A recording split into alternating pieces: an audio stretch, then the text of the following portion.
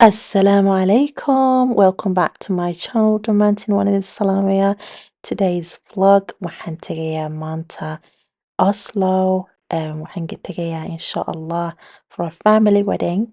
I'm gonna be there inshallah 36 hours or maybe less. So ila daawada maanta insha Allah kusoo dhawaada channelkayga mar labaad.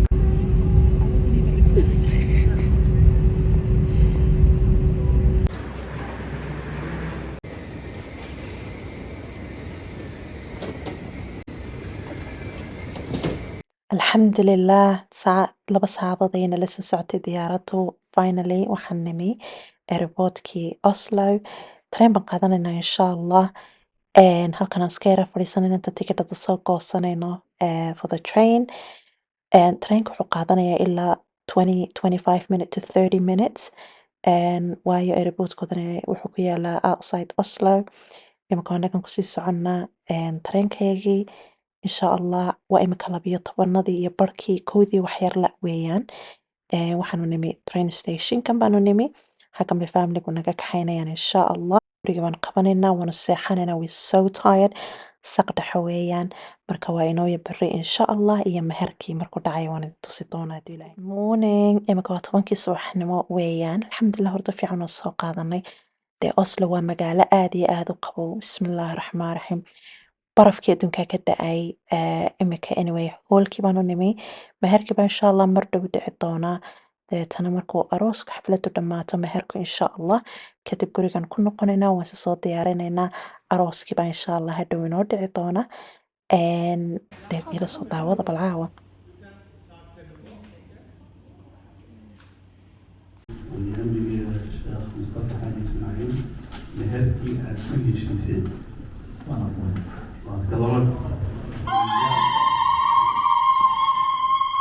صراحة كل عام سنوات مسؤوليات كذا ورثة وأنا صلت النبي صلى الله عليه وسلم إليه 3 حق على الله يعونه ومنهم الناكح سبح إلهي وكيف ولا This is Hanid, right? Dee gabaatigaygina wataa laysiiyey. Waxa weeyaan arooskii iigu horreeyay ee familiga ah ee lacag gabaatiya layga siiyey. Marka imika gurigii baan kusoo noqonay dee barafka bannaanka yaalla eega. Arooskii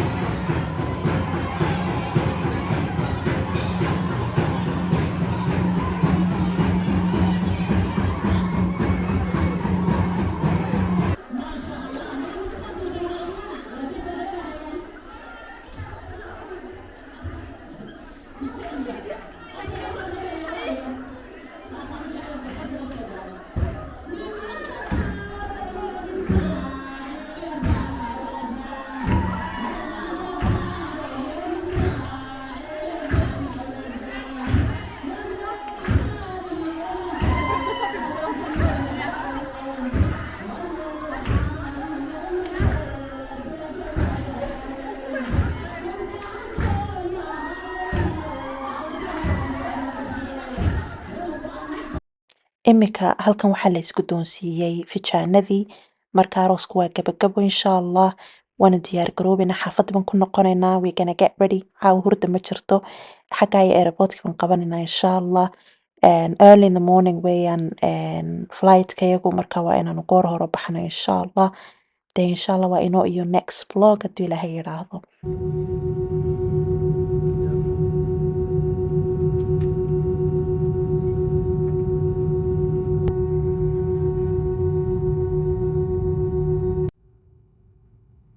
تنحى يا